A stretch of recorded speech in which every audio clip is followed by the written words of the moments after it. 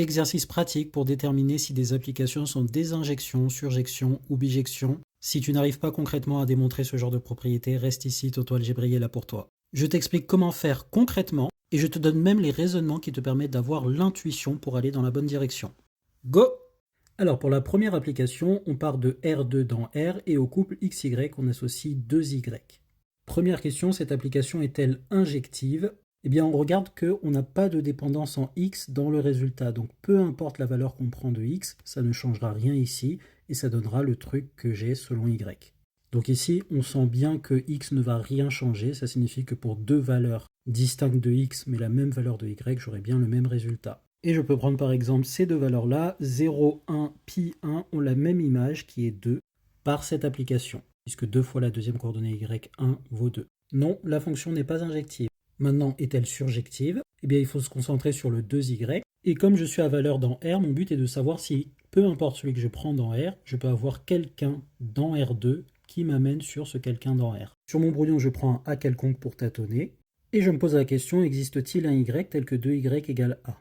Oui, évidemment, si Y est égal à A sur 2. Ainsi, ce gars-là est bien envoyé sur petit a, et donc quel que soit petit a dans R, j'ai bien un antécédent qui est formé par exemple par ce couple, mais je peux aussi changer la première coordonnée. Oui, mon application est surjective. Est-elle bijective? Non, car être bijective, c'est être à la fois une injection et une surjection. Donc c'est mort. Deuxième application, est-elle injective, surjective, bijective? Alors on voit qu'on part de R2 dans R3, et le triplet qu'on obtient dans R3 commence par un 1. Or, pour être surjective, il faudrait qu'on puisse atteindre n'importe qui dans R3. Mais vu qu'on impose ici que ce soit égal à 1, on ne pourra par exemple pas avoir un triplet de ce genre. Donc peu importe qui je mets en deuxième coordonnée, ce gars-là n'est pas atteint. Disons ça pour mettre un exemple précis. Donc l'application n'est déjà pas surjective et n'est pas non plus pour le coup bijective. Est-elle injective? L'expression a l'air d'indiquer que oui, ça pourrait marcher, donc je vais partir du principe que deux gars ont la même image et on va voir ce que ça donne. Soit xy et x'y' dans R2, tel que on ait cette égalité, donc l'égalité des images. On voit que ça va marcher, donc on part directement sur la rédaction propre, montrons que du coup ces deux couples-là sont égaux. Eh bien j'ai l'égalité de deux vecteurs de R3, donc en particulier les troisièmes coordonnées sont égales. Donc y est égal à y' dans un premier temps, et comme y est égal à y', eh bien là je peux simplifier par moins y ou moins y', c'est le même, et j'obtiens aussi que x est égal à x'. J'ai bien que xy est égal à x', y'. L'application est bien injective. Troisième application, on a une application de R2 dans R2 qui à xy nous associe 2x plus y, point virgule 3x moins 2y. Si on a du mal à voir comme ça dans l'expression de la fonction si c'est injectif, eh bien au brouillon on fait la rédaction comme si on commençait à démontrer l'injectivité. On voit où ça bloque et ça va peut-être nous donner une idée pour mettre à défaut l'injectivité. Donc là vous l'aurez compris, je n'ai pas refait la rédaction, mais soit xy et x'y' un couple tel que leurs images sont égales, ça équivaut à l'égalité des coordonnées, et donc aux égalités qui sont affichées là. Pour arranger ça, je vais multiplier cette ligne par 2 et je vais ajouter les deux lignes. L'idée est qu'ici je puisse simplifier ça et simplifier ça. Ce qui me donne ceci après simplification des 2y et des 2y', ce qui me donne x égale x'. Et donc en simplifiant dans la première ligne, j'obtiens bien y égale y', et donc les couples que j'avais pris au départ qui avaient la même image sont égaux. Yes, l'application est injective. Maintenant, démontrer la surjectivité équivaut à résoudre ce système pour A et B des réels quelconques, et si quel que soit A et B on arrive à résoudre ça, on aura prouvé la surjectivité. Je vous laisse le faire en commentaire et me dire pour le coup si elle est surjective et bijective. Oui, pour ceux qui connaissent déjà l'algèbre linéaire, vous avez noté que cette application et la suivante aussi d'ailleurs sont des applications linéaires, et donc cette application peut être représentée par une matrice et des théorèmes de cours nous permettent de trancher rapidement. Mettez en commentaire la matrice associée et votre méthode pour démontrer qu'elle est injective, surjective, bijective. Je vous laisse faire cette deuxième méthode aussi pour cette application-là et je vais simplement me contenter de vous faire constater ici que les rôles de Y et Z sont interchangeables et que donc cette application ne peut pas être injective. Si on prend par exemple ces deux triplets-là, ils auront tous les deux ceci pour image. Elle n'est donc pas injective. Est-elle surjective? Je vous laisse le faire en commentaire. C'est un peu comme la question précédente, ça équivaut à un système avec un triplet ABC pour A, B et C quelconque dans R. Et pareil, vous pouvez faire aussi la méthode version algèbre linéaire pour conclure. Application suivante de R dans R qui a x associé x carré plus 1. On sait qu'un carré est toujours positif, et donc plus 1 c'est toujours supérieur ou égal à 1. Donc toutes les valeurs en dessous de 1 ne seront jamais atteintes. On n'a déjà pas surjectivité. Par exemple, 0 n'est pas atteint, parce que si 0 était atteint, cela voudrait dire qu'il existerait un réel dont le carré plus 1 vaut 0. Autrement dit, un réel dont le carré vaut moins 1. Mais vous savez que ce mec-là n'est pas réel. Notre bon vieux i, il nous aide bien, mais ce n'est pas un nombre réel. Et de même, on n'a pas injection puisque la fonction est paire, et donc les gens et leurs opposés ont la même image, en particulier 1 et moins 1 ont la même image qui vaut 2. On n'est donc aucun des trois. Par contre, en deuxième application, ça change un peu. L'ensemble de départ est maintenant C, l'ensemble d'arrivée est maintenant C. Et la question, c'est est-ce qu'on peut atteindre tout nombre complexe? Est-ce qu'on est surjectif?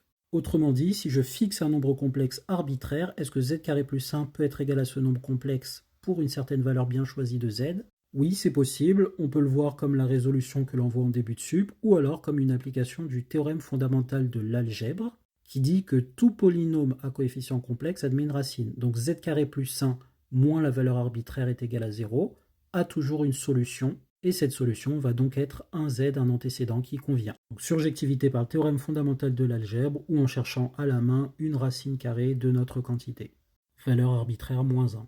Est-elle injective? Eh bien pour les mêmes raisons qu'avant, comme on est dans tout C, un nombre et son opposé ont la même image, donc non et non pour l'injectivité et la bijectivité respectivement. Exemple intéressant, l'application qui a AB associe A plus B racine de 2 et qui va de Z croix Z dans R est-elle injective/surjective? Commençons par l'injectivité. J'aurai donc ceci, soit donc ceci en faisant passer les B côté droit et les A côté gauche, puis en factorisant par racine de 2 à droite. Mais supposons que B' moins B soit différent de 0. Ça voudrait dire que racine de 2 s'écrirait de cette façon-là. Mais vu qu'au numérateur j'ai une différence d'antirelatif, j'ai un antirelatif, et pareil au dénominateur.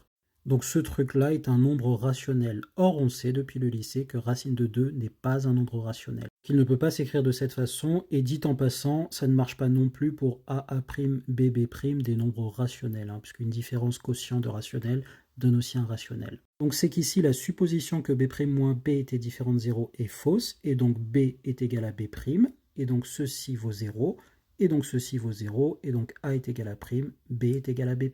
Yes, notre application est bien injective. Est-elle surjective? Eh bien, on fait du antirelatif plus antirelatif fois racine de 2, donc on sent bien qu'il y a des gens tordus qu'on ne pourra pas atteindre. Alors, pour ne pas faire quelque chose de trop compliqué, on va par exemple prendre racine de 3. On voit bien qu'il n'y a pas de lien comme ça avec une relation de ce type entre racine de 2 et racine de 3. Donc, on va supposer qu'il existe A et B tel qu'on ait cette égalité. Je vais mettre tout ce beau monde au carré, qui me donne bien cette égalité en appliquant l'identité remarquable. Te fais pas bolosser, une somme au carré, c'est pas ça au carré plus ça au carré, il y a le double produit au milieu, et racine de 3 au carré qui me fait 3. J'ai que 2ab racine de 2 est égal 3 moins 2b carré moins a carré, autrement dit que ceci est un entier relatif, et si a et b sont tous les deux différents de 0, comme tout à l'heure, j'obtiens que racine de 2 est un quotient d'antirelatif, autrement dit un rationnel, ce qui est impossible. C'est donc que l'un des deux vaut 0. Si c'est a qui vaut 0, eh bien on a cette égalité-là, qui nous donne ceci en élevant au carré. Mais qu'est-ce que ça signifie? Ça signifie que 2 fois un antirelatif est égal 3, autrement dit que 2 divise 3,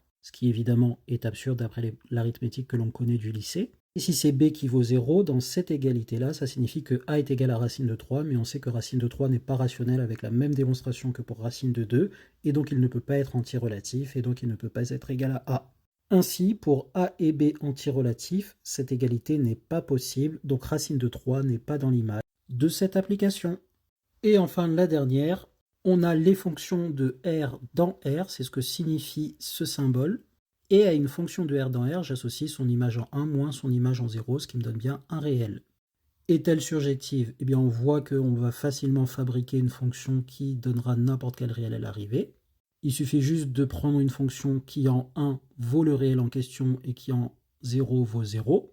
Vu qu'on prend toutes les fonctions réelles, eh bien j'ai le droit de fabriquer ma fonction comme je veux. Et donc j'ai bien surjectivité. Par contre, on voit bien qu'on ne peut pas avoir injectivité, puisque déjà avoir des conditions justes sur 1 et 0 pour une fonction qui est définie sur R, on sent bien qu'il y aura beaucoup trop de fonctions qui vont avoir les mêmes résultats. Et ensuite, même avec ces conditions-là, il suffit de bouger f de 1 et de bouger f de 0 en fonction pour toujours avoir le même résultat avec des fonctions différentes.